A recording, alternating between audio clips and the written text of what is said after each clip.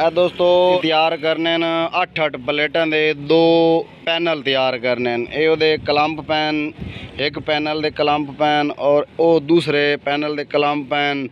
फिर ये टी तैयार करनी है। एक पैप ये टी वास्ते पी है, दूसरा पैप भी टी वास्ते पी है। ये पुडिशन वास्ते पैन 2 पैप ये थोड़े सामने मौजूद है। फिर वो कोनियाँ पईयां एक दे जेड़े फलंच हैं वो असी ये अंदर टपा दिते पैप दे जेड़े उहदे उस पैप नाल लगने ये तले पैन ए वेख सकते हो जी। ये 8 प्लेटा दे 2 पैनल तैयार करने हुण इहदी जेह्ड़ी टी तैयार करे सीए फिर पुडिशन तैयार करे सीए उहदी डिटेल तुहानूं दस्से सीए। उस तो बाद तुहानूं इहदी जेहड़ियां पमैशां हैं वो दस्से सीए, मुकम्मल इहदा जेहड़ा खर्चा है वो भी दस्से सीए। ते वीडियो नूं लाइक कर दित्ता करो, वीडियो मुकम्मल वेखी करो, तुहानूं डिटेल दस्सदा है मुकम्मल। 8 प्लेटां वाला पैनल तैयार करना ये उहदा पुडिशन है और ये टी है। यह सपोर्टा लैंदे पे वेख सकते हो पैप दे नाल जेहड़ी ये प्ले ख़त्म करनी है असां पैप दे अंदर प्ले होंदी है वो ये पुडिशन तले जेहड़ा लावना वो 6 दा और ये टी वाला 5 दा है भैया। तो इस वास्ते असां इहदा वैल्डिंग करने वैल्डिंग करके इहदी प्ले ख़त्म करके तो फिर उस तो बाद असां ये फलंच वैल्डिंग करने ये हुण प्ले ख़त्म हो गई है इन्हूं सीधा करने खड़ा करके फिर इहदी जेहड़ा फलंच है फिर इहदा वो वैल्डिंग करने।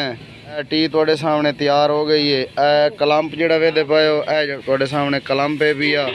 ये कलंप 3 फुट है भैया, 2 सूत्र मोटा है और एक कोनी है ये भी 2 सूत्र मोटी है भाई। ये 5 दा पैप है भैया। ए वेख लो जी शाबाश। ये उत्ते रख इत्थे प्ले चेक करा अपने व्यूअर नूं मिनट ला शाबाश शाबाश शाबाश। ये उत्ते रख मिनट ला इत्थे पैप रख। ए वेख लो दोस्तों ए तुहानूं विखा रहे हैं ये वेख लो ये प्ले ख़त्म हो गई है। चल शाबाश शाबाश ठीक है गा ले चल ये ला ला ला हिम्मत कर इत्थे या ओके हो गई। ए वेख लो जी बिल्कुल प्ले दी ख़त्म हो गई है।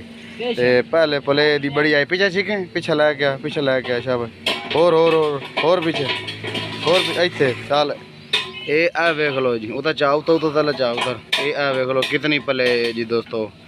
हुण असां इहदी प्ले ख़त्म कर दी थी इनू इत्थे उत्ता खड़ा करेने करके फलंच वैल्डिंग करेने ते फिर उस तो बाद एक पुडिशन होर भी है। ये वेख लो ये 10 प्लेटां दा है भैया, ये 8 प्लेटां दा है भैया।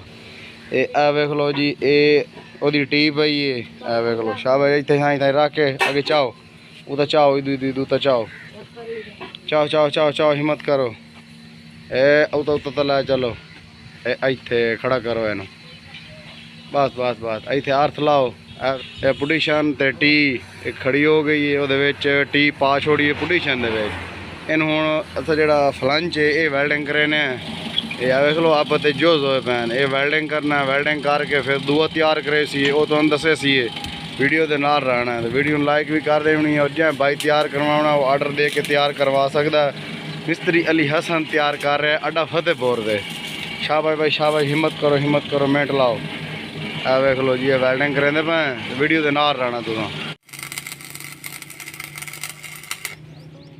दोस्तों वेख सकते हो भाई 10 प्लेटां वाला जो पैनल तैयार करना ये टी ते पुडिशन है भी है फलंच हुण इत्थे आपस रला के सोच लेंदे पे तले पहले वैल्डिंग हो गई है फिर हुण टी वाला उत्ते असीं वैल्डिंग करेंदे पे ये वैल्डिंग करके इन्हूं सोच ला के पक्का वैल्डिंग इस तले ला के करना वो भी तुहानूं विखाने हुण।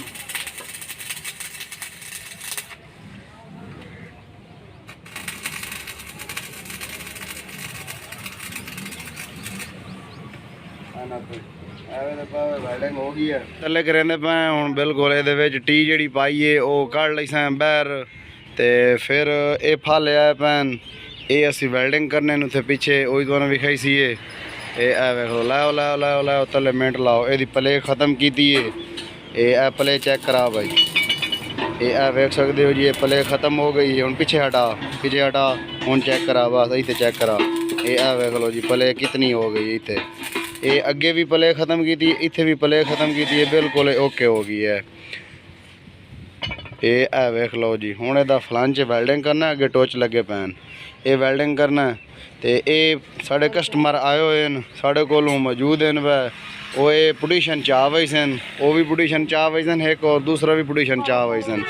जी टी है ये अस उन्होंने बाद दे देनी है पैनल भी बाद दे देना। इधर लैके आ उस साइड दे रख दे उधर बाहर इधर ला सिर्फ पुडिशन तैयार करने शाबाश लै चलो ए वेख लो जी ये फाले पैने दे अल्लाह वाले ये उसे पिछे लावने ये इत्थे करके लावने ना असां ये इत्थे करके ताकि जिसले कंक्रीट करे सन उस टाइम मजबूत हो गई सी ये हल सी ना अगर ये कल पैंप सिर्फ कंक्रीट करें तो ये हल सन अगर ये नाल असां फाले वेल्डिंग करिए तो फिर ये हल सन ना इस वास्ते हुण असां फाले वेल्डिंग करेंदे पे तो फिर जिसले तैयार हो गए फिर तुहानूं असां मुकम्मल डिटेल दसे सी वीडियो दे नाल रहना।